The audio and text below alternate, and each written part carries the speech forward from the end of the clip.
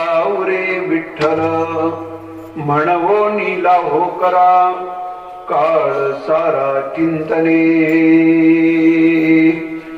दरवर्षाप्रमाणे याही वर्षी संपन्न होणारा आपल्या आयोजनातून आणि योगदानातून संपन्न होणारा हा अखंड हरिनाम यज्ञ, अखंड हरिनाम सप्ताह याही वर्षी आनंदानं उत्साहानं संपन्न होत आहे. आज या नामसप्ताहाचा, नामयज्ञाचा 6वा दिवस आहे. संपूर्ण दिवसभराच्या कार्यक्रमामध्ये या वेळेत आयोजित केलेले हे कीर्तन प्रसंगी भगवत सेवेसाठी निवडलेला अभंग विश्ववंद्य जगद्गुरु संत तुकाराम महाराजांचा 4 चरणाचा उपदेश पर प्रकरणातील आपल्या चिंतनामध्ये, पाठामध्ये असणारा हा अभंग आहे. विठ्ठल विठ्ठल विठ्ठल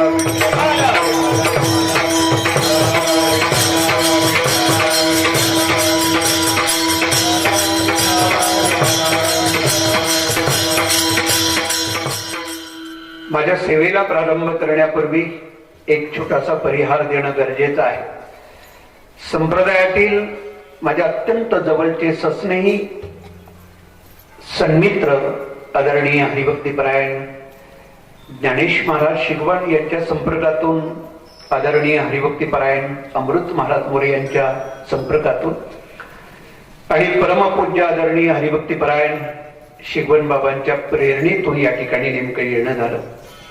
आपल्या परिसरातील, तालुक्यातील, जिल्ह्यातील बरीचशी ज्येष्ठ श्रेष्ठ कीर्तन प्रवचनकार मंडळी या ठिकाणी माझ्या या कथेची उंची वाढवण्यासाठी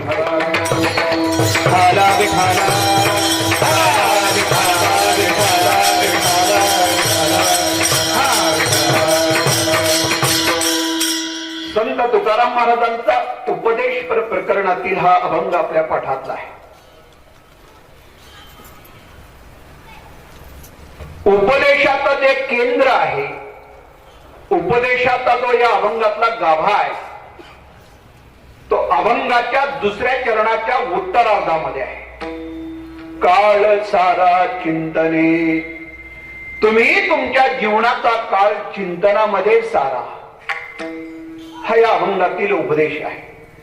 पण का सारा, त्याची कारण मीमांसा किंवा कारण नेमकी या अभंगामध्ये विविध प्रकारे संत तुकाराम महाराजांनी सांगितलेली आहे. उपदेशाचं केंद्र आहे, उपदेशाचा जो सेंटर आहे या अभंगामध्ये, तो काळ सारा चिंतन आहे. चिंतन हा जीवनाचा गाभा आहे. चिंतन हे आपल्या जीवनाचं सार आहे. चिंतन हे आपल्या जीवनाचं सर्वस्व आहे. नवे नवे चिंतन म्हणजे परमार्थाचं सार आहे. चिंतन म्हणजे आपल्या भक्तीचं सार आहे. अजूनही संप्रदायातली बरीचशी मंडळी शंका निर्माण करतात, महाराज चिंतन म्हणजे काय हो? या चिंतनाला संत तुकाराम महाराजांनी एका अभंगामध्ये धन म्हटले. धन, तो अभंग आहे काळ सारावा चिंतने. या 4चरणी अभंगाच्या 3ऱ्या चरणामध्ये चिंतनाला गाभा म्हणतात. गाभा, धन म्हणतात. धन, परमार्थ महाधन, परमार्थ महाधन, जोडी देवाचे चरण, जोडी देवाचे चरण,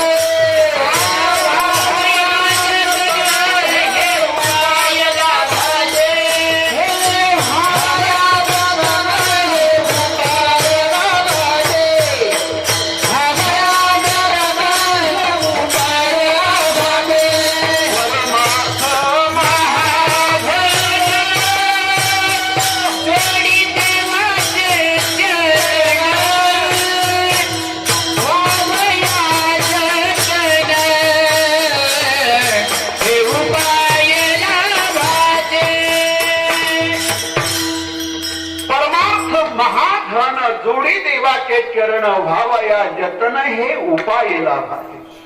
चिंतन म्हणजे धन आहे, आपल्या जीवनातलं धन. म्हणून महाराज सांगतात, तुम्ही कुठेही असा, कसंही असा, जिथे असाल तिथे असा, फक्त एकच करा. काय करा? काय करा? असाल ते करा, जिथे ते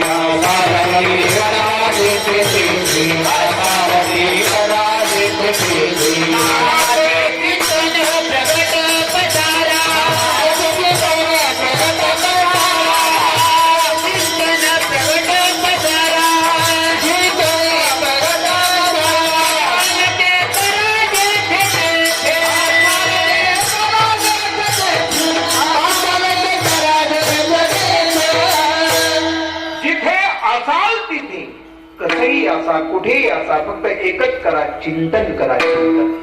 चिंतन हे आपल्या परमार्थाचा सार आहे. आपल्या जीवनाचा भक्तीचा गाभा म्हणजे चिंतन. चिंतनाला नाकारून तुम्ही परमार्थाची व्याख्या, भक्तीची व्याख्या करू शकणार नाही. म्हणून चिंतनामध्ये केलेला काळ धन्यतेला पोहोचतो. चिंतने सरे तो धन्य धन्य काळ. या अभंगाचा गाभा म्हणजे चिंतन, अभंगाचं सेंटर, अभंगाचं केंद्रस्थान म्हणजे चिंतन. ते तुम्ही करा. आता उपदेश महाराज या अभंगामध्ये करताय. कसं आहे, संत तुकाराम महाराजांचे सगळेच अभंग सगळ्यांना उपदेश म्हणून नाही. एकच अभंग एकाला उपदेश नाही, एकच अभंग सगळ्यांना उपदेश नाही, आणि सगळेच अभंग महाराजांचे एकाला उपदेश म्हणून नाही. उपदेश करत असताना संत तुकाराम महाराजांनी आपल्यामध्ये वर्गवारी केली. उत्तम, मध्यम आणि कनिष्ठ असे 3 वर्ग पाडले. कनिष्ठांसाठी तुकाराम महाराजांचा उपदेश आहे. कनिष्ठ वर्गांसाठी म्हणजे ज्यांच्याकडून देवधर्म घडत नाही, कथा कीर्तन घडत नाही, आळंदी पंढरीची वारी घडत नाही, ज्यांच्याकडून कधी सप्ताह नाही, श्रवण नाही, हरिपाठ नाही, कीर्तन नाही, पारायण नाही, असा जो वर्ग आहे त्यांच्यासाठी उपदेश आहे. ते फक्त प्रपंचच करतात, संसारच करतात. म्हणून महाराज त्यांना सांगतात, तुम्ही तुमचं काम करताना तुमच्या कामामध्ये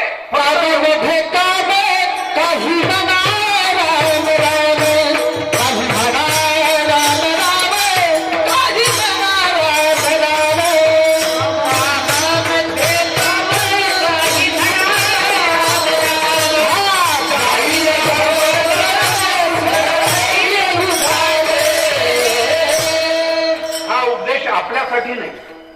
अरे रात्रंदिवस आपण अट्टाहास करतोय, सप्ताहातली कोणती सेवा आपण सोडायला तयार नाही. आपल्यासाठी उपदेश नाही. प्रपंच संसार संसार म्हणून करतात. तुम्ही तुमची कामं करताना फक्त एक करा, तुमच्या कामामध्ये काम काही म्हणा, राम राम जाईल भव शर्मा होईल. हा उपदेश कनिष्ठांच्यासाठी आहे. समाजामध्ये एक उत्तम वर्ग आहे, उत्तम, त्यांच्यासाठी उपदेश वेगळा आहे. घालोनिया भार राहिलो, हा उत्तम वर्ग आहे समाजातला. आपल्यातला एक उत्तम वर्ग आहे. म्हणून चिंता नाही आम्हा विष्णुदासा, नभ्यो गर्भवासा जन्म घेणे. हा उत्तम वर्ग आहे समाजातला. त्याने देवावरती भार घातला आणि ते निश्चिंत आहे. म्हणून उपदेश करताना पण वर्गवारी केले संत तुकाराम महाराजांनी. कोणतेही उपदेश कोणासाठीही नाही. विठ्ठला विठ्ठला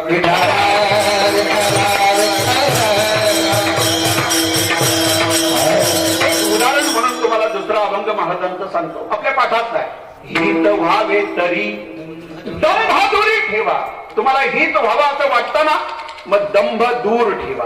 उपदेशपर प्रकरणातील अभंग आहे. पण कुणाला उपदेश येतो, कुणाला उपदेश आहे? 3 वर्ग पाहिजे. ज्याने आपलं हित करून घेतलंय, हित साधलंय आणि हित साधायचं काही शिल्लक राहिलं नाही, त्यांच्यासाठी नाही महाराज बोलत. हित व्हावे तरी दंभ दूर ठेवा. हा उपदेश त्यांच्यासाठी नाही. ज्यांना हित साधलंय, हित साधायचं काही शिल्लक राहिलं नाही, त्यांना कशाला उपदेश करते. समाजामध्ये एक दुसरा वर्ग आहे, ज्याने आपलं हित साधलंय आणि हित साधावं अशी आता त्यांची इच्छाही नाही. माझं बोलणं लक्षात आलं ना? ज्यांना हित साधलेलं आहे आणि हित साधावं अशी त्यांची मनापासून इच्छा नाही. आता ज्यांची स्वतःचीच इच्छा नाही हित साधावं, त्याला कशाला उपदेश करतील महाराज. शेवटी स्वतःची इच्छा असावी लागते. एखाद्याची स्वतःची जर इच्छा नसेल सोडावी म्हणून, नाही लक्षात आलं, त्याला कशाला उपदेश करायचा. न सांगितलेलंच बरं. व्यर्थ आपुली वाचा शिणू नये, कशाला उपदेश करायचा त्याला सांगा. स्वतःची पण इच्छा असावी लागते. म्हणून यांच्यासाठी पण उपदेश नाही. एक मधला वर्ग आहे. आजपर्यंत त्यांनी आपलं हित साधलं नाही, पण साधावं अशी त्यांची मनापासून तळमळ आहे. मनापासून तळमळ. तळमळ या शब्दाची व्याख्या तुम्हाला माहिती आहे, अर्थ माहिती. तळमळ कशाला म्हणतात? एखादी गोष्ट आपल्याला मिळावी असं वाटणं, त्याला इच्छा म्हणतात. ती गोष्ट मिळायलाच पाहिजे आता वारंवार आग्रह करणं, त्याला काम म्हणतात. आणि इच्छा करून आग्रह धरून ती गोष्ट आपल्याला का मिळत नाही असं वारंवार वाटणं, त्याला उत्कंठा म्हणतात. आणि ज्या दिवशी इच्छा, काम आणि उत्कंठा या तीन गोष्टी एकत्र येतात तिला तळमळ म्हणतात. विठ्ठला विठ्ठला विठ्ठला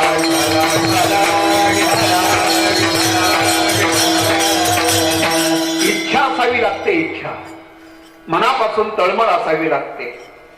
कैमी उद्धार पावेन त्यांना उद्देश आहे तुकाराम महाराजांचा. हित व्हावे तरी तिथे एक स्वल्पविराम आहे आणि मग म्हटले दंभ दुरी ठेवा. महाराजांचे शब्द आहेत, ती महाराजांची भाषा आहे. तुम्ही थोडा माऊलींच्या वचनाचा जर आधार घेतला ना, संपूर्ण ज्ञानेश्वरीचा प्रारंभ करत असताना नमनाच्या 84 ओव्या लिहून झाल्या. पहिल्या ओवीपासून 20व्या 84व्या ओवीपर्यंत माऊलीनं नमनाच्या 84 ओव्या म्हणजे 20 ओव्या पहिल्यांदा गणपतीचं यथार्थ वाङ्मयीन वर्णन केलं आणि नंतर अगदी 84 ओव्या लिहून झाल्यानंतर गीतेवरती भाष्य करायला सुरुवात केली माऊलीनं. आणि पहिला श्लोक आहे धर्मक्षेत्रे कुरुक्षेत्रे समवेतायुयुत्सवः मामका पांडवाश्चैव. आणि त्याच्यावरती माऊली भाष्य करताय. माऊलींचे शब्द आहेत ते. तरी सुरुवात काय, तरी तुकाराम महाराजांचा शब्द असा सजासजी घेऊ नका. हित व्हावे तरी, हा तरी शब्द फार वजनाने वापरला जातो, ठराविक ठिकाणी ठेवला जातो. एवढा सहजासहजी तरी हा शब्द घेऊ नका. तुम्हाला तरी म्हणजे काय, ती तरी वाटली का? तुमच्या डोक्यात काय ती तरी आहे का? तुम्ही त्या तरी विषय नाही सांगत. माऊलींचा तो शब्द आहे तरी पुत्र स्नेही मोहितो. अरे राजा धृतराष्ट्रा, तुला माहिती नाहीत का तुझी पोरं कशी आहेत? अरे तुझ्या 100 पुत्रापैकी एका मुलानं भर सभेमध्ये एका बाईची आबरू लुटली.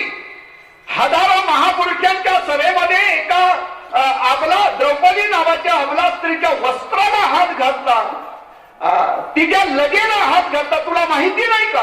एवढा नालायक मुलगा तुझा आहे हे तुला माहिती आहे. तरी पुत्र स्नेही मोहितो, तरी पण तुझ्या मुलाचा तू मोह करतो. तरी नाही लक्षात आलं माऊलीची भाषा कशी आहे बघा. तरी पुत्र स्नेही मोहितो. खरं सांगू का, मराठी भाषेवरती सगळ्यात पहिले अलंकार, खरं सौंदर्य, खरा साध आणि खरे अलंकार जर कोणी चढवले असतील तर ते ज्ञानेश्वरीने मराठी भाषेवरती खरे अलंकार आणि खरा साध चढवला. वास्तविक पाहता 1290ला ज्ञानेश्वर महाराजांनी ज्ञानेश्वरीचं लिखाण पूर्ण केलं. पण ज्ञानेश्वरीच्या अगोदर 100 वर्ष 1110ला मराठीतला पहिला ग्रंथ तयार झाला. त्याचं नाव आहे विवेक सिंधू. हा मुकुंदराज स्वामीनं लिहिला. मुकुंदराज स्वामींनी 5 ग्रंथ लिहिले मराठीतले. मराठीतले आद्य कवी म्हणून मुकुंदराज स्वामींना मानलं जातं. आद्य कवी त्यांनी पहिला ग्रंथ लिहिला विवेक सिंधू. तुम्ही महाराष्ट्रामध्ये तीर्थयात्रेला गेलात ना कधी, मुद्दामून आंबेजोगाईला जा आणि आंबेजोगाईला मुकुंदराज स्वामींची समाधी दर्शन घ्या. समाधीवरती डोकं ठेवा. 1110ला आपल्या या देशातले पहिले मराठीतले आद्य कवी म्हणून मुकुंदराज स्वामींना मानले जातात. त्यांचे धर्मग्रंथ फार प्रसिद्ध आहेत. त्यांचा एक परमामृत नावाचा ग्रंथ आहे. 5 ग्रंथ लिहिले. विवेक सिंधू परमामृत नावाचा दुसरा ग्रंथ लिहिला. नंतर पवन विजय नावाचा ग्रंथ लिहिला. त्याच्यानंतर एक मूलस्तंभ नावाचा ग्रंथ लिहिला. फार प्रसिद्ध आहे आज अध्यात्मामध्ये. कारण हे मुकुंदराज स्वामी हे नाथपंथीय होते आणि योगविद्या ही सामान्य माणसाला कळण्यासाठी या मुकुंदराज स्वामीनं या विवेक सिंधू नावाच्या ग्रंथामध्ये गुरु शिष्यांचा संवाद केलाय. मी जाणीवपूर्वक उल्लेख करून तुम्हाला सांगतो, कधीतरी या ग्रंथाला हाताळा म्हणजे स्वीकारा. बघा तुम्हाला विवेक सिंधू काय देईल ते बघा. म्हणजे ज्ञानेश्वरीच्या 100 वर्ष अगोदर मराठीतला पहिला ग्रंथ म्हणून मानला जातो. तुमची ऐकण्याची इच्छा असेल तर मी आणखीन पुढे जाऊन सांगतो. विवेक सिंधू हा नावाचा ग्रंथ मुकुंदराज स्वामींना त्या काळामध्ये आपल्या देशाच्या राजधानीवरती असणारा जो जैत्रपाद नावाचा राजा या राजासाठी हा ग्रंथ लिहिला. कुणासाठी? जैत्रपाल किंवा जैतुंगी नावाचा राजा 1113 ते 1132 19 वर्ष राज्य करणारा आपल्या देशाचा जो राजा आहे, या राजासाठी हा ग्रंथ लिहिला असा इतिहास सांगतो. विठ्ठल विठ्ठल विठ्ठल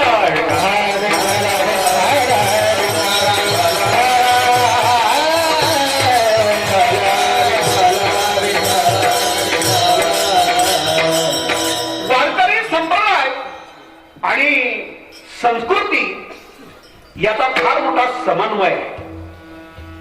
फार मोठा समन्वय. हा जो जैतुंगी राजा आहे ना, 19 वर्ष राज्य करणारा, याच राजाच्या पदरी संत ज्ञानेश्वर महाराजांचे आजोबा हरिपंत नावाचे आजोबा हे वयाच्या 21व्या वर्षी त्यांनी सरदारकी घेतली होती. 12,000 सैन्याचं पाठबळ घेतलं आणि त्यावेळेला जैतुंगी राजानं या 21 वर्षाच्या ज्ञानेश्वर महाराजांच्या आजोबांच्या वरती, हरिपंतांच्या वरती डोंगराळ भागामध्ये करंगे देशमुख नावाचे सरदार मदनवंत झाले. दिवसा डावल्या शेतीबातीचं नुकसान करतात, दिवसा डावल्या आया भगिनींचं इमरत लोटतात. म्हणून या राजाचा बंदोबस्त करण्यासाठी ही जबाबदारी हरिपंतांच्या वरती टाकली. हरिपंत 12,000 सैन्य घेऊन डोंगराळ भागामध्ये गेले. हरिपंतांची आणि याच करंजे देशमुखांची लढाई झाली, युद्ध झालं आणि याच युद्धामध्ये ज्ञानेश्वर महाराजांचे आजोबा हरिपंत हे नेमके या युद्धामध्ये धारातीर्थी पडले. त्र्यंबकपंतांना खूप दुःख झालं. 21 वर्षाचा तरुणा हाताशी आलेला मुलगा नेमका युद्धामध्ये कामी गेला. राहिलेला गोविंदपंत नावाचा मुलगा, त्या मुलाला घेऊन त्र्यंबकपंत आपेगावला आले. एक दिवस गहिनीनाथांची स्वारी त्या मार्गाने चालली होती. त्यांच्या पायावरती चरणावरती गोविंदपंतांना चरणावरती टाकलं आणि हात जोडून सांगितलं, माझ्या लेकरावरती कृपा करा. गोविंदपंत लहानाचे मोठे झाले. वयाच्या 22व्या वर्षी पैठणमध्ये कृष्णाजी देवकुळे नावाच्या एका सत्पुरुषाची मीराबाई नावाची मुलगी गोविंदपंतांना दिली. गोविंदपंतांचं मीराबाईचं लग्न झालं आणि लग्न झालेल्या दिवसापासून 1 वर्ष झाला, 5 वर्ष झाली, 10 वर्ष झाली, 20 वर्ष झाली, 40 वर्ष झाली, 55 वर्ष झाली, मुलबाळ झालं नाही गोविंदपंतांना मीराबाईला. लग्न झालेल्या दिवसापासून 55व्या वर्षी गोविंदपंतांना आणि मीराबाईला मुलगा झाला. त्यांचं नाव आहे ज्ञानेश्वर महाराजांचे वडील विठ्ठलपंत. म्हणून देशाचा इतिहास आणि संप्रदाय याचा स्वतंत्रपणे समन्वय जर साधायचा असेल, फार चांगला विषय आहे. तुमची ऐकण्याची तयारी पाहिजे. मी तुमच्याकडे पाहिल्यानंतर मला असं वाटतं, हे सगळं बोलत असताना तुम्ही फार टेन्शन मध्ये आल्यासारखे वाटतंय. असं नाही ना? थोडा नाराज होऊ नका, थंडीचे दिवस आहेत. कसं आहे, कीर्तनाची अपेक्षा करताना लोक येतानाच, घरातून निघतानाच अशी इच्छा करून आलेली असतात. आज कीर्तन म्हटल्यानंतर एखादी तरी सासू जावयाची गोष्ट ऐकायला मिळणार, एखादा तरी दृष्टांत, एखादा तरी हापोरभर असायला मिळणार. मला वाटतं संप्रदायाची कीर्तनाची दिशा अलीकडे थोडी बदलत चालली. मी संप्रदायाच्या वरिष्ठ माणसांची क्षमा मागून बोलेन. कीर्तन हे करमणुकीचं साधन नाही, क्षमा करा. कीर्तन हे समाजाच्या उत्थानाचं, उद्धाराचं, उन्नतीचं साधन आहे. हे सूत्र आणि हे ध्येय कधी कीर्तनाचं बदलू देऊ नका. विठ्ठल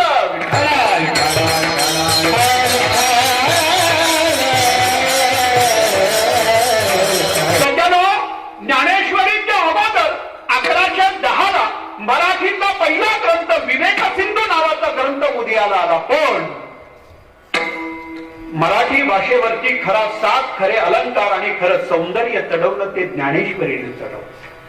हे तुम्हाला मानावंच लागेल आणि ते पुराव्यानिशी सिद्ध करून दे. जरी आद्य कवी विवेक मुकुंदराज स्वामी असले तरी मराठी भाषेला खरे अलंकार आणि खरे सौंदर्य चढवलं ते ज्ञानेश्वरीने चढवलं. म्हणून माऊलींची भाषा आहे ती, माऊलींची वचन आहे. तो एक शब्द सांगतो. आमचे जाणते वरिष्ठ अभ्यासू कीर्तनकार एका शब्दावरती तासनतास बोलतील, तरी तरी. म्हणून तुकाराम महाराजांनी घेतलेला तो शब्द आहे, हित व्हावे तरी. इथं स्वल्प विराम द्या. दंभ दुरी ठेवा. तुम्हाला हित व्हावं असं वाटतं ना, तर नसेल वाटत तर हा आमचा उपदेश ऐकू नका. म्हणून 3 वर्ग काढले उपदेश करत असताना. अधिकार तैसा करू उपदेश साये ओझे त्याच तेची द्यावे. दृष्टांत कोणता दिलाय माहिती? मुंगीवरी भाग गजाचे पालान. मुंग म्हणजे हत्तीच्या अंगावरती पाठीवरती असणारं जे पालान आहे, अंबारी आहे, ती मुंगीच्या पाठीवरती ठेवून चालेल का हो?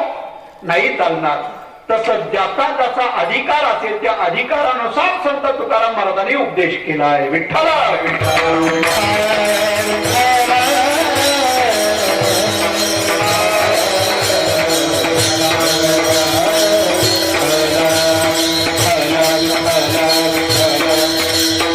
उपदेशामध्ये दोन प्रकार शास्त्रकारांनी सांगितले. एक ज्ञानप्रधान उपदेश आणि एक कर्मप्रधान उपदेश. काही उपदेश हे ज्ञानप्रधान असतात आणि काही उपदेश हे कर्मप्रधान असतात. हे दोनही प्रकार संत तुकाराम महाराजांनी या एका अभंगामध्ये मांडले, एका अभंगामध्ये सांगितले. त्या अभंगामध्ये ज्ञानप्रधान उपदेश पण आहे आणि कर्मप्रधान उपदेश पण आहे. उपदेशाचं केंद्र आहे त्या अभंगाच्या दुसऱ्या चरणाच्या उत्तरार्धामध्ये तुम्ही तुमच्या जीवनाचा काळ चिंतनामध्ये सारा. चिंतनामध्ये सज्जनो, संत तुकाराम महाराजांना तत्काळामध्ये कोणीतरी विचारलं असेल का तुम्ही सांगताय उपदेश करताय पण चिंतनामध्ये काळ सारा का? त्याचं कारण काय? आणि मग त्याची कारण सांगत असताना पहिलं कारण सांगितलं अभंगाच्या पहिल्या चरणात.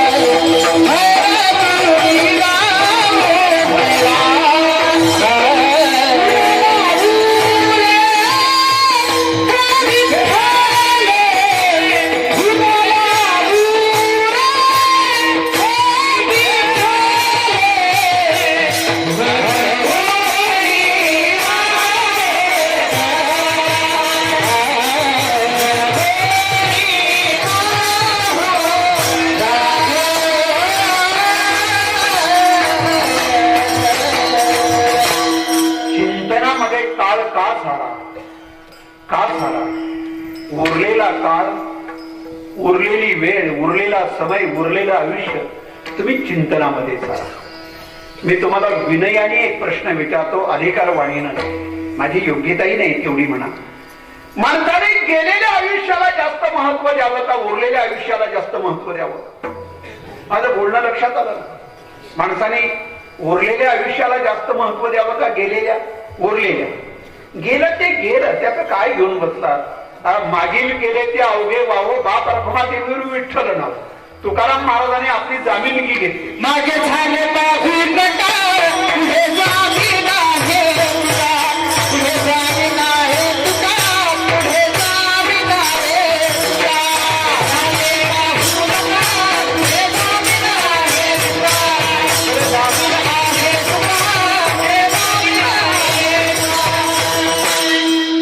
सध्याच्या काळात घेतं का कोणी कोणाची जामीनगी? कोणी जामीनगी घेतं का? तुम्ही मी जामीन आहे त्याचा नका विचार करू. राहिलेला ही जी वडीलधारी मंडळी आहेत ना, यांची नेहमी तक्रार असते, आमचं काय राहिलंय महाराज, आता पिकलं पान कधीतरी गळायचं, आता हे काय देवदेव करण्याचं आणि फिरण्याचं काय वय आहे का? मला वाटतंय उरलेले जे काय असेल त्याला जास्त महत्व द्या. भले 5 असो 10 असो. तुम्हाला एक 2 मिनिटांमध्ये माझ्या वाचनामध्ये उपनिषदामध्ये एक लहानसा दृष्टांत वाचनामध्ये आला होता. 2 मिनिटांमध्ये सांग. काय झालं? उन्हाळ्याच्या दिवसामध्ये चैत्र वैशाखाचा काळ, एप्रिल मे महिना, कडक उन्हाळा, जमीन तापले, वरून सूर्य आग ओकतोय आणि अशा कडक उन्हाळ्याच्या दिवसामध्ये एक माणूस प्रवास करायला निघाला. प्रवास करता करता दुपारी 12-12:30च्या वेळेला त्याला खूप तहान लागली आणि तहानेनं व्याकुळ झालेला तो प्रवासी पाणी पिण्यासाठी एका गावाच्या बाहेर एका विहिरीवरती आला. त्यांनी पाहिलं पाणवठा आहे, विहीर आहे. विहिरीच्या जवळ आला. त्या विहिरीच्या कठड्यावरून त्यांनी असे टाचावरती गेले, आतमध्ये डोकावून पाहिलं तर विहिरीच्या तळाशी जेमतेम गुडघावर पाणी होतं. कारण दिवस कोणते आहेत? चैत्र वैशाखाचे. पाण्याची टंचाई, पाण्याचं दुर्भिक्ष आहे आणि अशा वेळेला आतमध्ये वाकून पाहिलं पण पाणी जेमतेम गुडघावर होतं. त्याला प्रश्न पडला पाणी काढायचं कसं. तो थोडा बाजूला गेला, एका आडोशाला, एका कुंपणामध्ये कुठेतरी एका बाजूला त्याला त्या विहिरीतून पाणी काढण्याचं साधन सापडलं. त्याला काय म्हणतात तुमच्याकडे? लांबणा. बोला ना, काय घाबरतात? पोहऱ्या म्हणतात, पोहऱ्या. त्या आडातून विहिरीतून साधन ते, तो पोहऱ्या त्याला भेटला. त्यानं काय केलं, त्या पोहऱ्याची दोरी बाहेर काढली, एका टोकाला घट्ट पकडलं आणि दुसऱ्या हातानं तो पोहऱ्या विहिरीमध्ये सोडला. त्या प्रवाशाचे नशीब, त्याचं दुर्दैव नेमकं असं, तो पोहऱ्या त्या पाण्यापासून असा वावभर नेमका वरतीच राहिला. नाही लक्षात आलं? म्हणजे त्याची काय काय झालं, त्याचा दोरी कमी पडली. बरोबर आहे, तुम्ही बोलला दोरी कमी पडली. त्याने पुन्हा तो पोहऱ्या बाहेर काढला. थोडं चिंतन केलं काय करावं, पुन्हा बाजूला फेरफटका मारला. त्याला एक 4 फूट दोरीचा तुकडा सापडला. त्या पहिल्या दोरीच्या टोकाला तो तुकडा त्यांनी घट्ट गाठ मारून बांधला. पुन्हा टोकाला पकडलं, पुन्हा तो पोहऱ्या आतमध्ये सोडला. आता पोहऱ्या पाण्यामध्ये बुडाला आणि पोहऱ्यावर पाणी त्यांनी बाहेर काढून असं पशाने तो पाणी पिऊन प्रवासी तृप्त. माझा दृष्टांत, माझी गोष्ट संपली. तुम्ही सांगा, त्या प्रवाशाला जे पाणी मिळालं ते पहिल्या 40 फूट दोरीनं मिळालं का नंतर जोडलेल्या 4 फूट दोरीनं मिळालं? म्हणजे नंतरची पण 4 फूट कामाला येते ना, येते ना? तुमच्या डोक्यात तोच पोहऱ्या आहे का? ते नाही सांगायला आलो. अरे उरलेल्याचं महत्व पहा, उरलेल्याचं. त्याला व्यवस्थापन शास्त्राचा सिद्धांत म्हणतात. अलीकडे त्याला मॅनेजमेंट असा शब्द वापरला जातो. माणसाला हे कळलं पाहिजे आपल्या जीवनाची वेळ, जीवनाचा समय कुठे खर्च करावा. आज नेमकं काय विचित्र प्रकार झालाय जीवनाचा माहिती? आपल्या मानवी जीवनाचा विचित्र प्रकार झालाय. ज्यांच्याकडे वेळ भरपूर आहे त्यांच्या हातात कामं नाहीत, काम. आणि ज्यांच्याकडे कामं भरपूर आहेत त्यांच्याकडे वेळ नाही. किती विचित्र गोंधळ आपल्या जीवनाचा आहे. म्हणून तुकाराम महाराजांनी 2 शब्द वापरले. एवढे 2 शब्द समजून घेतले ना, अख्खा अभंग कळेल. या 2 शब्दाचं अंतर ज्याला कळलं तो जीवनामध्ये धन्य झाला. पहिल्या चरणात ते 2 शब्द आहेत, सरे आणि उरे. पहिल्या चरणातले शब्द आहेत. म्हणजे देह नव्हे मी हे सरे आणि उरला. या 2 शब्दाचं अंतर ज्याला कळलं तो आयुष्यामध्ये धन्य झाला. जीवनाचा काय प्रकार आहे बघा. जे सरायला पाहिजे ते उरलं जातं आणि जे उरायला पाहिजे ते सरलं जातं. आता विचित्र प्रकार जीवनाचा. ये मृत्यू लोकीचे उराट. हे तर अर्जुना जरी अवतडे जन्मलाची तरी ये भक्ती सेवा केला. आता उलट प्रकार नेमका झालाय. जे सरायला पाहिजे ते उरलं जातं आणि उरायला पाहिजे ते सरलं जातं. काय उरायला पाहिजे, काय उरायला पाहिजे? उत्तमाची उरे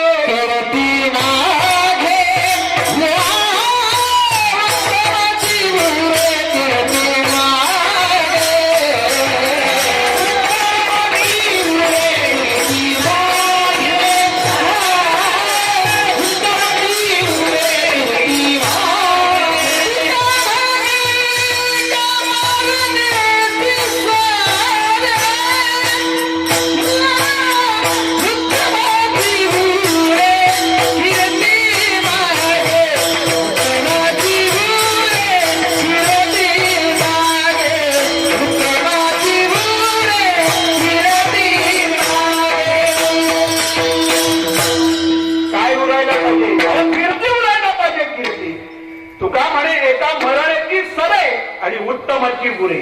सरे आणि उरे या 2 शब्दाचं अंतर आपण कळून घेतलं पाहिजे. जे सरायला पाहिजे ते उरलं जातं. आयुष्यामध्ये दुःख सरायला पाहिजे ते उरलं जातं.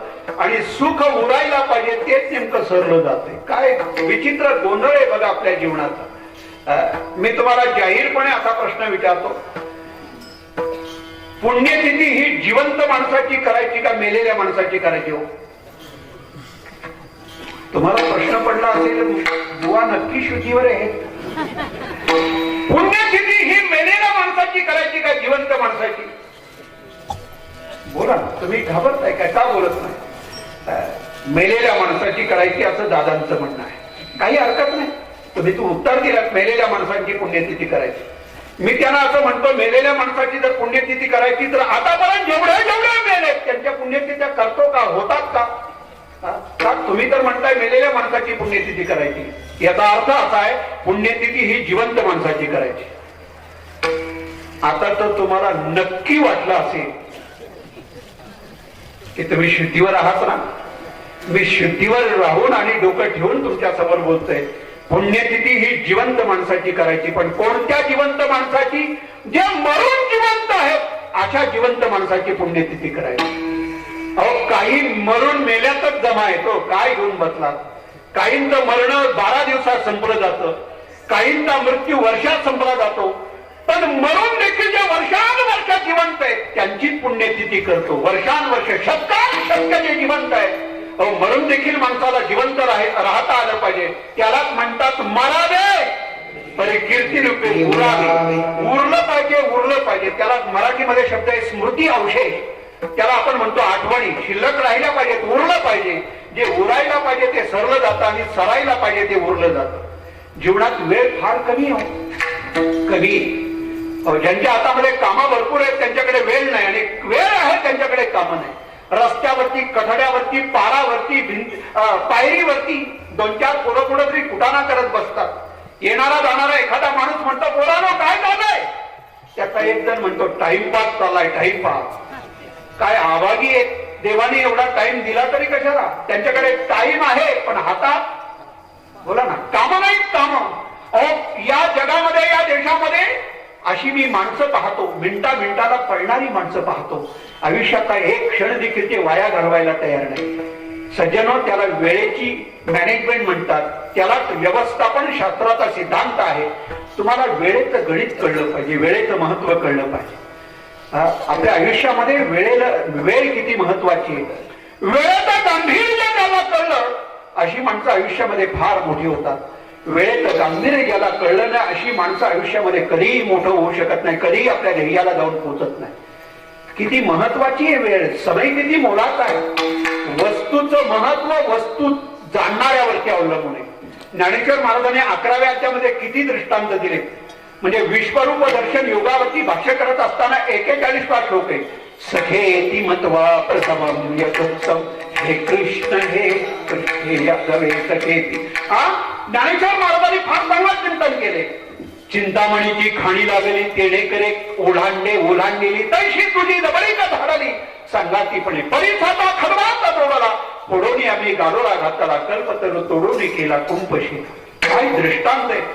एका माणसाला चिंतामणीची खाण लागली. खाण, चिंतामणी धातू त्याला म्हणतात जो मिळाल्यानंतर आपल्या जीवनातली कायमची चिंता दूर करतो, त्याला चिंतामणी म्हणतात. खाणच लागली, पण दुर्दैव त्याला धातूचं महत्व कळलं नाही. तो त्यानं काय केलं, चिंतामणीच्या ढिगाऱ्यावर बसला आणि सगळे चिंतामणीचे दगड त्यांनी ओढाळ ढोरं आकलण्यासाठी संपवले. कुणाला सांगितलं हा दृष्टांत आपल्याला? आयुष्यात जीवनाचं चिंतामणी मोल किमतीचं जीवन देवानी मिळालं, पण आयुष्याच्या ढिगाऱ्यावर बसला आणि सगळा समय, सगळं आयुष्याची सगळी वेळ विषय व्यसनाच्या आहारी जाऊन संपवली. परिसाचा खडवाचा जोडला. खडवा म्हणजे टेकडी, डोंगरापेक्षा कमी भाग त्याला खडवा म्हणतात. एका माणसाला परिसाचा खडवाचा जोडला. परीस लोखंडाला स्पर्श केल्यानंतर लोखंडाचं सोनं करतो, त्याला परीस म्हणतात. टेकडीत लागली टेकडीत, पण परिसाचं महत्व न कळल्या कारणानं त्यांनी परिसाचे लहान लहान तुकडे केले आणि आपल्या शेताच्या आणि घराच्या सभोवताली गडगा रचला, गडगा कुंपण केलं. आपली अवस्था अशीच आहे. वेळेचं आणि समयाचं आयुष्याचं मोल न कळाल्या कारणानं वस्तूचं मोल जाणणाऱ्यावरती अवलंबून. तुम्हाला एक इतिहासातला पुरावा सांगतो, उदाहरण सांगतो. 23 आकडा तुम्हाला कमी वाटतो की नाही? संख्येने 23 आकडा आपल्याला फार कमी वाटतो. पण 13 जूनच्या पुरंदरच्या पायथ्याशी छत्रपती शिवाजी महाराजांना ज्या वेळेला पुरंदरचा इतिहास प्रसिद्ध असणारा तो मिर्झाच्या समोर करावा लागला. आणि या तहामध्ये छत्रपती शिवाजी महाराजांना त्या मिर्झाला 23 किल्ले, 5 एग्रीमेंट होते, 5 करार होते, 5 कलम होते. त्याचा पहिला कलम होता 23 किल्ले छत्रपती शिवाजी महाराजांनी या मिर्झाला दिले. एका बाजूला दिलेर खान बसलाय, एका बाजूला मिर्झा बसलाय. आणि नाईलाज इतिहास प्रसिद्ध असणारा 13 जूनचा हा तह महाराजांना त्या मिर्झा समोर करावा लागला. आणि त्याची पहिली अट, पहिला कलम आहे 23 किल्ले त्या मिर्झाला द्यायचे. करार पूर्ण झाला. 23 आकडे आपल्याला फार कमी वाटत असतील सज्जन, पण महाराजांना ते 23 आकडा म्हणजे लाख मोलाचा वाटत होता. कारण 23 किल्ल्यामध्ये पहिल्या नंबरचा किल्ला होता तो कोंढाणा किल्ला होता. आणि मिर्झा राजाला या तहामध्ये कोंढाण्यासहित हे 23 किल्ले द्यावे लागत होते. कोंढाण्याचा इतिहास आणि कोंढाण्याची भौतिक स्थिती आपल्याला माहिती असेल. कधी गेला पुण्याच्या परिसरामध्ये, या कोंढाण्यावरती ज्या दिवशी नरवीर तानाजी मालुसऱ्यांचं मड पडलं ना, त्या दिवशी आमच्या मावळ्यांनी नरवीर तानाजी मालुसऱ्यांचं मड असं खांद्यावरती घेतलं. कोंढाणा उतरून मावळ्या खाली आले आणि मध्ये 42 किलोमीटरची एक पावेखिंड आहे. ही पावेखिंड चढून आणि उतरून मावळे तानाजी मालुसऱ्यांचं मड खांद्यावर येऊन कोकणात निघाले. पावेखिंड उतरून राजागड आणि तोरणागड या 2 गडांना वळसा घालून हे मावळे तानाजी मालुसऱ्यांचं मड घेऊन कोकणामध्ये ज्या वाटेने उतरले, ज्या रस्त्याने उतरले, त्या रस्त्याला, त्या वाटेला नाव आहे मळेघाट. काय नाव आहे? मळेघाट. तुम्ही जर कधी गेलात त्या परिसरामध्ये, नरवीर तानाजी मालुसऱ्यांचं मड नेमकं याच रस्त्यानं, याच वाटेनं. सज्जनो, मला हे सांगायचंय मुख्य, कोंढाणा घेण्यासाठी छत्रपती शिवाजी महाराजांच्या गळ्यातला आणि हातातला ताईत, आपला उजवा हात आपल्या हृदयात आणि अंतःकरणामध्ये ज्यांचं स्थान होतं असा नरवीर तानाजी मालुसरे मावळा हा महाराजांना कोंढाणा घेताना गमवावा लागला. राजांना वाईट वाटत होतं, ते या गोष्टीचं वाईट वाटत होतं. आणि 23 किल्ले दिले, तह झाला. आणि 14 जूनला सकाळी महाराज 23 किल्ल्यांचा हक्क सोडून कोंढाण्याकडे निघाले. कारण त्यावेळेला कोंढाण्यावरती छत्रपती शिवाजी महाराजांच्या कुटुंबातली सगळी मंडळी महाराजांची वाट पाहत होती, कुटुंबातली मंडळी. आणि त्याच्यामध्ये आऊसाहेब कोंढाण्यावरती बसल्यावर महाराज कोंढाण्यावरती पोहोचले. या मिर्झा राजानं काय केलं? 23 किल्ले देताना तह पूर्ण झाल्यानंतर छत्रपती शिवाजी महाराजांना नवीन ड्रेस घालायला सांगितला मुद्दामून आणि एका घोड्यावरती बसवलं.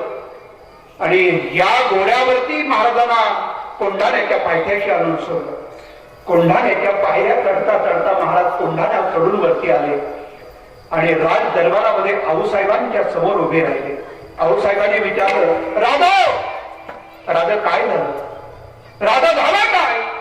आणि असं म्हटल्यानंतर हिंदवी स्वराज्य संस्थापक श्रीमंत छत्रपती शिवाजी महाराजांना उभ्या जिंदगीमध्ये कधी खाली मान घातली नाही, कधी अपयश स्वीकारलं नाही. त्या दिवसाचं हे अपयशाचं ओझं डोक्यावर असल्या कारणानं आऊसाहेबांच्या समोर खाली मान घातली. आऊसाहेब, स्वराज्यातले आणि दौलतीचे 23 किल्ले मिर्झाला द्यावे लागले. आणि या दौलतीच्या 23 किल्ल्यांचा पहिला किल्ला आहे तो कोंढाणा आहे. हा कोंढाणा आपल्याला सोडावा लागतोय. राजे, तुम्ही विसरलात का? तुम्ही विसरलात का? प्रत्येक लेखाचं लगीन देणं माझं ठरलं. आधी लगीन कोंढाण्याचं लावेल आणि मग माझ्या रायबाचं लावेल. विसरलात का? त्या नरवीर तानाजी मालुसऱ्यांचं योगदान तुम्ही विसरलात राजे? राजे, बाकी सारं करा, पण मी तुम्हाला कोंढाणा देऊ थांबणार नाही. महाराजांनी हात जोडून सांगितलं, आऊसाहेब, कोंढाण्यावरचा भगवा खाली उतरलाय आणि त्या भगव्याच्या ठिकाणी हिरवा झेंडा लागलाय. हा कोंढाणा आपल्याला सोडावा लागणार आहे. मोठ्या जड अंतकरणानं आऊसाहेबांना अक्षरशः राजांना असं कुशीमध्ये घेतलं, मिठीमध्ये घेतलं. राजा काय झालं? गळ्यातला हातातला ताईत या स्वराज्याची दौलत म्हणून मानणारा नरवीर तानाजी मालुसरे आपण याच गडासाठी गमावला ना. त्याचा त्याग, त्याचं सर्वस्व आपण आज कोणत्या किमतीत देतोय. आणि कोंढाण्याची एक एक पायरी उतरायला सुरुवात केली. प्रत्येक पायरी उतरताना तानाजी मालुसऱ्यांच्या एका एका रक्ताच्या थेंबाचं स्मरण आऊसाहेबांना आणि छत्रपतींना होत होतं.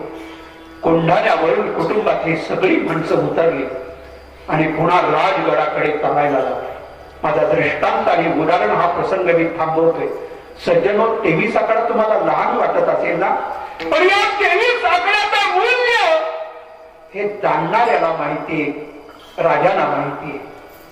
वेळेचं मूल्य, टायमाचं मूल्य, व्यक्तीचं मूल्य, समयाचं मूल्य हे सगळ्यांना नाही जाणताय.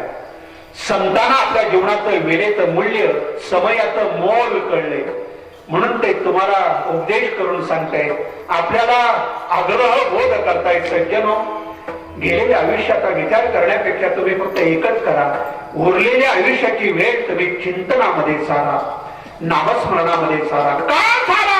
त्याचं कारण सांगतो. देह नव्हे मी हे सरे आणि उरला उरे विठ्ठल. हा देह मी नाही, आता नाही. देहादी काय खरा, देह संबंध पसारा, भुजगावणे चोरा रक्षण ते भासत असे. अरे ही तर काळाची प्रॉपर्टी आहे. देह हे काळाचे, धन कुबेराचे, येथे मनुष्याचे काय काय आपलं, ही काळाची मालमत्ता आहे. देह जाणार जाणार याची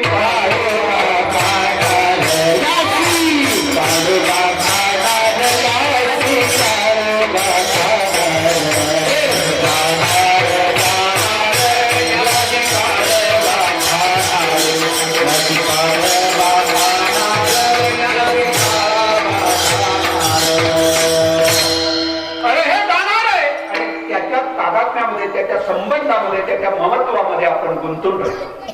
या देहालाच आपण मी म्हणतोय. देह म्हणजे माझा आणि देहा संबंधानं असणार सारं माझं. या देहात सभोवताली असं वलय तयार केले, त्या भ्रमाचा भोपळा आपण तयार केला. या देहालाच मी म्हणतोय.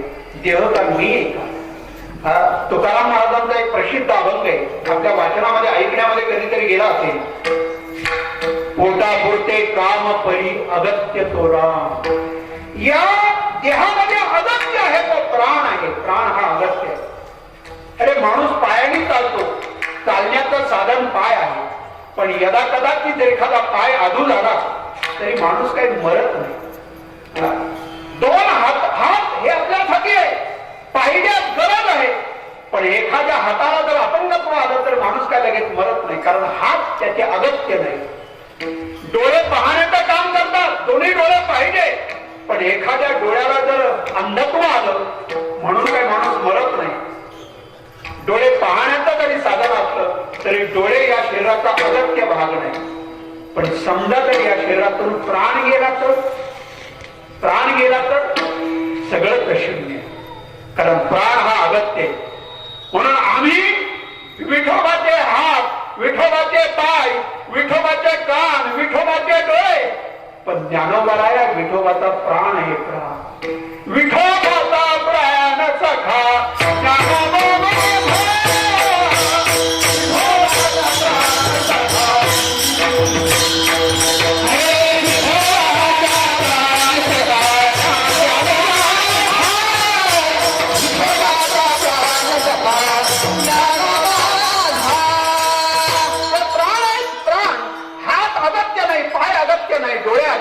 कान अगत्य नाही. हा प्राण अगत्य आपल्या जीवनात.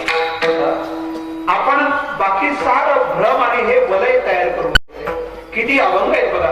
महाराजांचा अभंग आहे, देहाच्या निराशे किंवा निरसने पाविले. पहिल्यांदा देहाचा निराश केल्याशिवाय तुम्ही खऱ्या अर्थाने तया थया पाविली. मी तुमची सगळ्यांची क्षमा मागून एक लहान तोंडी मोठा घात घेतो. महाराजांचं बोलणं आहे. आयुष्यभर आम्ही देवधर्म केले, हरिपाठ केले, सत्य केले, कीर्तन ऐकली, प्रवचन ऐकली, हे सारं आयुष्यभर आम्ही करतोय. पण जिथपर्यंत या देहाचा विसर पडला नसेल, जिथपर्यंत देहाचं तादात्म्य संपलं नसेल, जिथपर्यंत देहाचं ममत्व संपलं नसेल, तिथपर्यंत महाराज म्हणतात तुम्ही परमार्थ करण्यापेक्षा प्रपंच करताय. प्रपंच तुका म्हणे नाही निरसना देह, तुका म्हणे नाही निरसना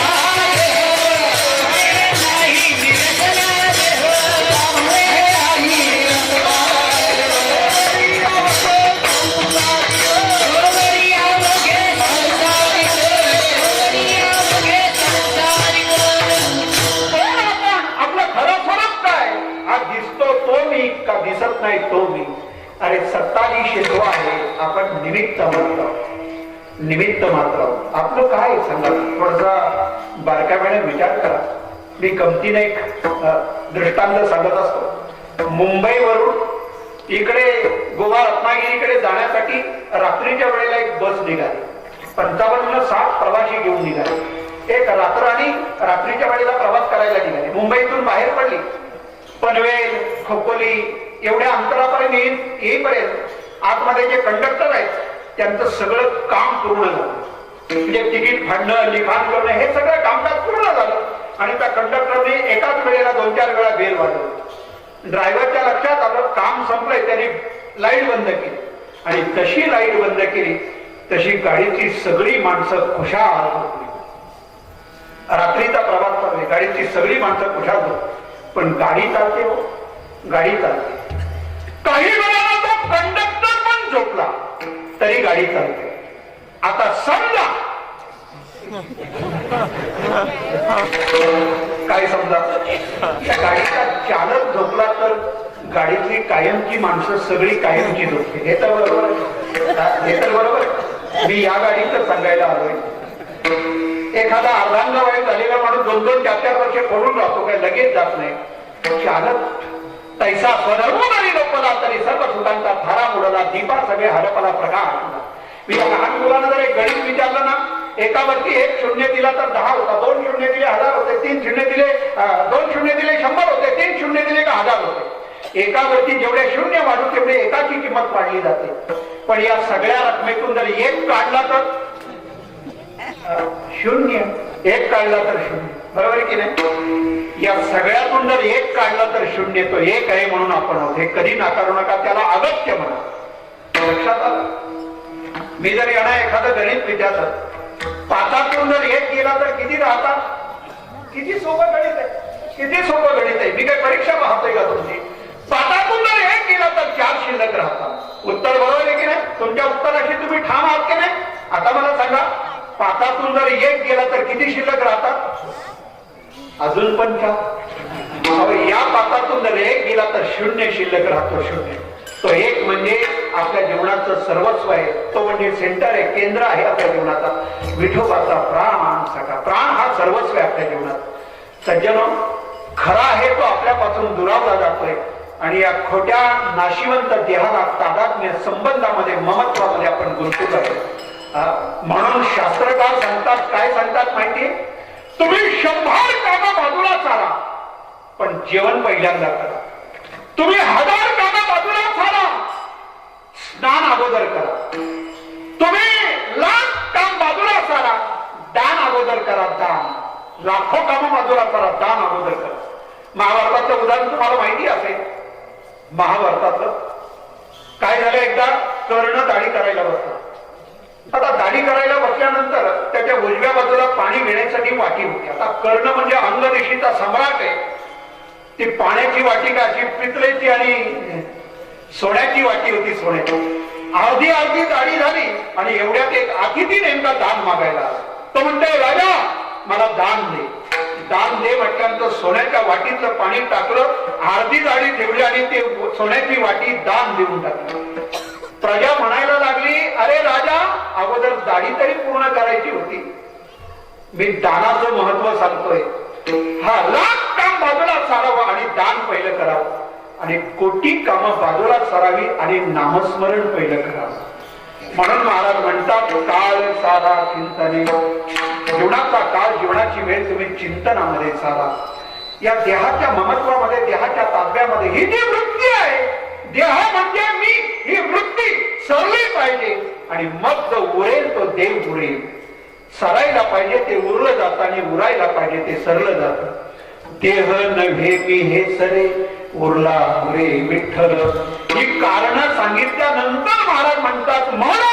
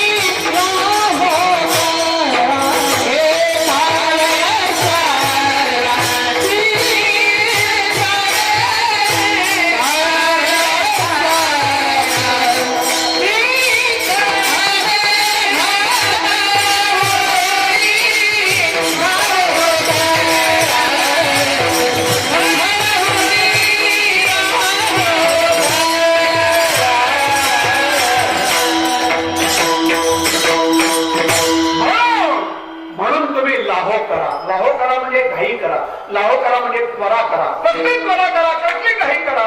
काळ सारा चिंतने, चिंतनामध्ये काळ सारण्यासाठी घाई करा, त्वरा करा. आता वेळ राहिला नाही, समय फार थोडा आहे, आयुष्य फार थोडं आहे, म्हणून तुम्ही घाई करा, त्वरा करा. म्हणून मराठीमध्ये ही महत्वाची दोन पदं वापरली जातात, एक म्हणून आणि एक पण. साहित्याचा, मराठी भाषेचा, व्याकरणाचा अभ्यास जी करणारी मंडळी असतील त्यांच्यासाठी हा स्वतंत्र मुद्दा आहे, स्वतंत्र विषय. मराठी भाषेमध्ये काही अलंकार वापरले जातात, काही पद वापरली जातात. त्यामध्ये पण हे पद आणि म्हणून हे पद गाथेमध्ये बऱ्याचशा अभंगामध्ये वापरले गेले. म्हणून आणि पण ही महत्वाची दोन पद वापरली जातात. समृद्धी मराठी भाषेची, माझा तो आवडीचा विषय. मराठी भाषेची ही समृद्धी. काही काही अलंकार असतात, समजा श्लेष अलंकार आहे. श्लेष अलंकार म्हणजे एकाच वाक्याचे दोन दोन अर्थ बाहेर पडतात, दोन दोन अर्थ. एक लहान मुलगा आपला उदरनिर्वाह करण्यासाठी स्टँड वरती, रेल्वे स्टेशन वरती शेंगदाण्याच्या पुढे विकायचा. तो हातामध्ये 5-25 शेंगदाण्याच्या पुढे घ्यायचा आणि ओरडायचा, खारे शेंगदाणे, खारे शेंगदाणे. काय म्हणायचा तो? खारे शेंगदाणे. तुम्हाला काय वाटतं फुकट द्यायला आलाय का? खारे म्हणजे त्याला काय म्हणायचे, हे मीठ चोळलेले, त्याला श्लेष अलंकार म्हणतात. काय मराठी भाषेची समृद्धी आहे. एका माणसाने म्हटलं, काय सांगायचं, हापूस महाग झाल्या कारणानं आम्ही सध्या पायरीवर येऊन बसलो. पायरी म्हणजे काय, देवळाच्या पायरीवर काय? पायरीवर म्हणजे पायरी नावाची आंब्याची जाती. आता आम्हाला नाही हापूस परवडत, नवीन नवीन आहे, रेट नाही परवडत, आता आम्ही पायरीवर येऊन बसलो. त्याला श्लेष अलंकार म्हणतात. फार गंमत आहे खरं म्हणजे मराठी भाषेची. फार आपल्यासमोर संत साहित्य आणि इतिहास या विषयावरती माझं एम.ए. तर शेवटचं वर्ष आहे. विठ्ठला विठ्ठला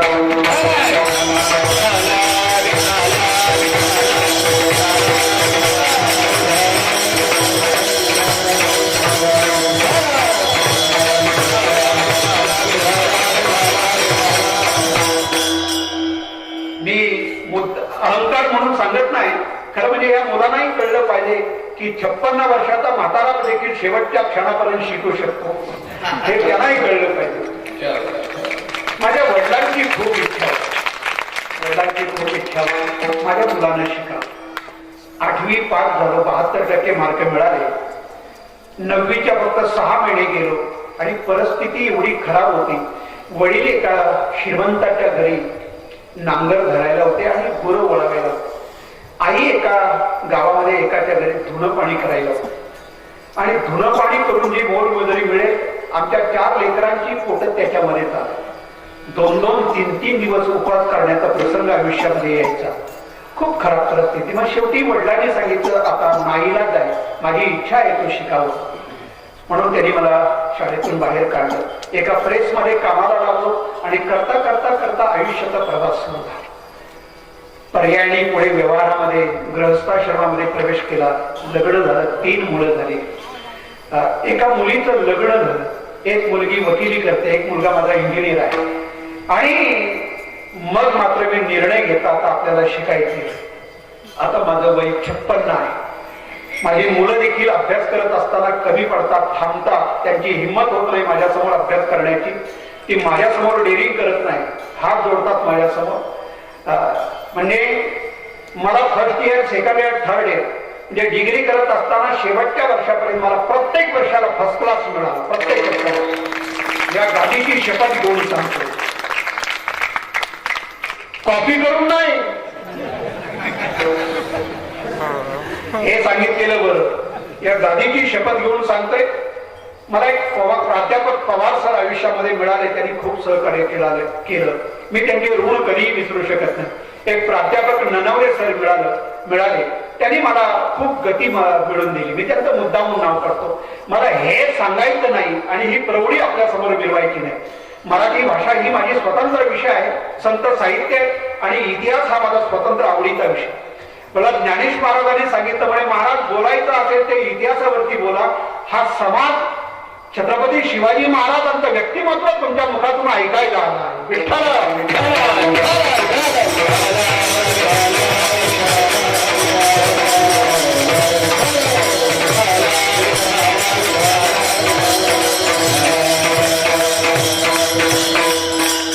काही करा, पदा करा, पण कशासाठी? मी पद सांगत होतो म्हणून. आणि पण ही 2 पद वापरली जातात. एक पद एवढं वदनशीर आहे ना, एका पदानं मागचा संदर्भ शोधावा लागतो. म्हणजे म्हणून या पदानं मागचा संदर्भ शोधावा लागतो आणि पण या पदानं मागचा संदर्भ जोडावा लागतो. तुमच्या लक्षात येत नसेल तर उदाहरण सांगतो 1 मिनिटामध्ये. काय झालं, एका गावातली 4-5 मंडळी एका मुलीसाठी वर पाहायला गेले. वर पाहायला ना, वर पाहायला गेले, मुलगा पाहण्यासाठी गेले. एक गाडी करून गेले, त्या घरी गेले आणि घरी गेल्या गेल्या काय त्या घराचा आदर, काय त्या घराचं स्वागत. पायरीवरती पाय ठेवल्या पाणी काय. लगेच दुसरा माणूस पाय पुसण्यासाठी टॉवेल घेऊन आला. घरामध्ये प्रवेश केल्या केल्या चहा काय, कॉफी काय, दूध काय, थंड पेय काय, एक दुसऱ्या प्रकारचं पेय काय. म्हणजे ज्याला जसं लागेल तसं. हो, आता या पाहुण्यांची मोठी मजाच असते ती. घरी कधी कधी असे तुकड्याला महाग झालेले असतात, पण तिथे मोठी मिजाच असते. असा प्रकार आहे. मग थंड पेय काय, पाहुणे चहा पाणी दूध घेतात नाही घेतात. लगेच स्वयंपाकाची तयारी, लगेच जेवणाची तयारी, लगेच पाहुणे बसले. काय स्वयंपाक, काय सत्कार, काय आदर. जेवण झालं, चहा पाणी झालं, सगळ्या पाहुण्यांचा आदर स्वागत सत्कार झाला. बघण्याचा कार्यक्रम झाला, पाहण्याचा कार्यक्रम झाला आणि ही सगळी मंडळी सगळा आदर करून घेऊन ही सगळी संध्याकाळी घरी आली. संध्याकाळी घरी आल्यानंतर महिलांनी, घरातल्या कुटुंबातल्या महिलांनी त्यांना विचारलं का, कसं काय आहे, मुलगा कसा आहे, कुटुंब कसं आहे, घर कसं आहे, आदर कसा आहे. मग त्यांनी सांगायला सुरुवात केली. काय सांगायचं. गेल्या गेल्या पाणी, गेल्या गेल्या टॉवेल, गेल्या गेल्या चहा, गेल्या गेल्या कॉफी, दूध आणि स्वयंपाक तर सांगायची सोय नाही. काय तितक्या तिथे जराही वेळ नाही. एवढा सुंदर आदर आणि सुंदर सत्कार झाला.